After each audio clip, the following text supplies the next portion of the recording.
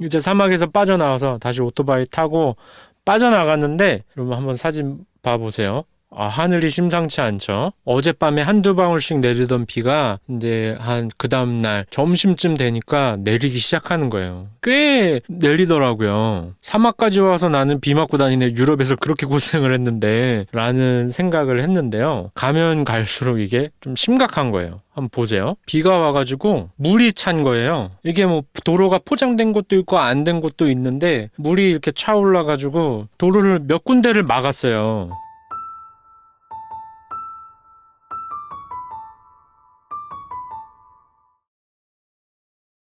와, 이게 근데 진짜 언제 생각나냐면, 똑같은 사막도 있고 하니까 몽골 얘기 좀 많이 하잖아요. 몽골 그 북부 루트를 탈 때, 여러분 한 번 더 몽골 북부 루트 편 보고 오시면 거기도 막 무릉덩이 장난 아니었거든요. 근데 도로가 이렇게 다 침수가 된 거예요. 그래서 야, 이거는 보통이 아닌데, 큰일 났는데 하고 이제 가면서 제가 지금 사진에 보이는 저 마을로 들어가야 되는데, 계속 뭐 날씨는 흐린데 뭐 비가 왔다 안 왔다 그랬어요. 근데 이게 어쨌든 지역별로 좀 차이가 있으니까 그 전날 밤부터 비가 엄청 내린 거예요, 다른 데는. 그래서 이렇게 마을 통과하려고 하는데 도로가 잠겨서 길이 끊겨 있더라고요. 제가 사진은 여기 하나 찍었지만 몇 군데가 막혔어요. 그래서 지나갈 수가 없는 거예요. 사실은 저는 이제 좀 오토바이니까, 그리고 오프로드 오토바이니까 자동차들은 못 지나가도 저는 좀 이렇게 과감하게 지나가는 곳도 있었는데, 어떻게든 제가 지나가려고.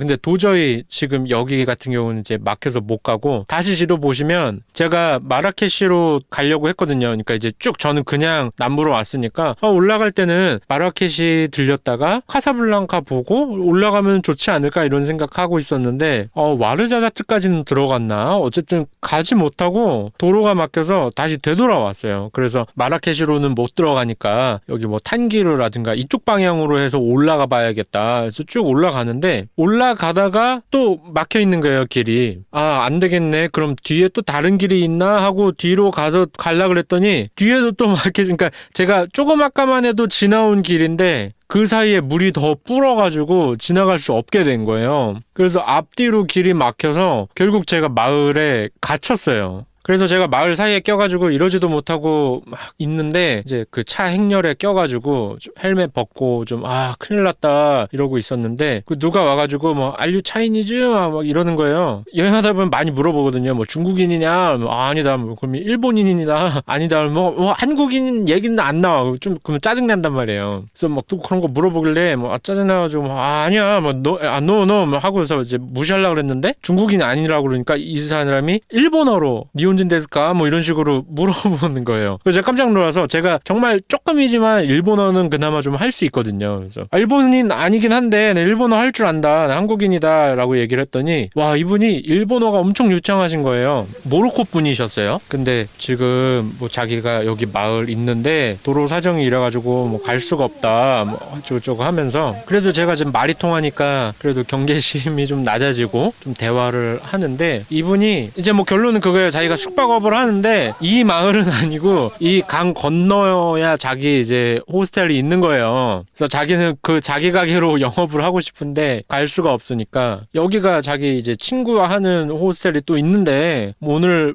자기가 봤을 땐 못 간다. 그래서 우리 호스텔, 그러니까 여기 그쪽으로 와가지고 좀 쉬는 게 어떻겠냐. 좀 고민하다가 그래도 말 통하는 사람 있는 게 나으니까 그래 그럽시다 갔어요. 이제 이분 가게도 아닌 거야.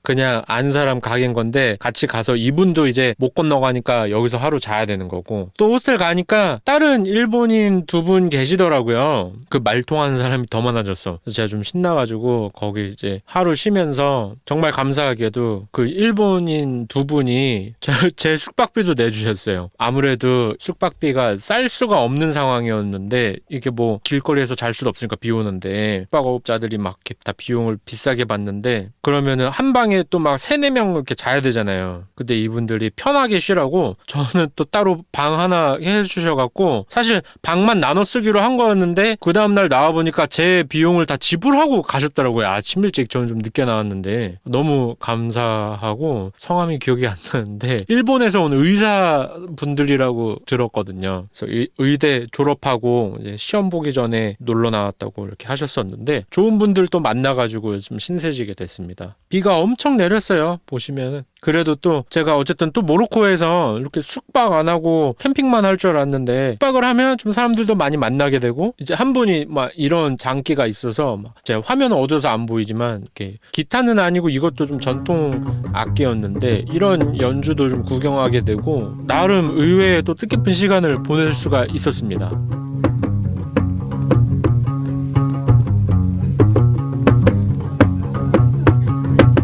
그 다음날 되니까 이제 비는 멈추고 하루만 딱 비가 온 거였는데 아무래도 이제 여기는 워낙에 비가 안 내리는 곳이니까 뭐 엄청 장대비가 아니어도 이게 평소에 배수 시설이 이게 잘 안 돼 있고 해서 조금만 비가 와도 다 넘치는 거예요. 그래서 저는 뭐 산사태가 안 일어난 게 천만다행이라는 생각을 좀 했고요. 저 숙소를 추천해준 그 일본어 잘하는 모로코 아저씨가 길이 뚫려서 갈 수 있게 됐는데 정말 바로 옆마을이 자기 숙소인데 원하면 하루 공짜로 재워주겠다. 혹시 쉬고 가지 않을래? 라고 하길래 사실 제가 이제 막 그저 비 맞고 이래가지고 컨디션 좀 안 좋은 것 같아서 그래 그 숙소 근처에 뭐 볼거리들도 좀 있으면 하루 쉬었다 가겠다 해서 그 숙소를 갔어요. 갔는데 또 그 근처가 이제 계곡이 멋있게 있어가지고 사람들 많이 구경하는 곳이더라고요. 또 감사하게도 숙박비를 안 받으셔가지고 좋은 방 하나 잡아서 단독실로 묵을 수 있었고요. 여기도 뭐 잠깐 보시면 동영상 짧게 찍었는데 이렇게 높은 계곡이 있다는 거는 여기가 이제 다시 아틀라스 산맥의 영향권 아니라는 얘기인 거죠. 반대쪽에 클라이밍 막 그 암벽 타기 하는 그런 곳도 있었고 노점상들도 있어서 뭐 산 건 없지만 구경도 많이 하고 했습니다.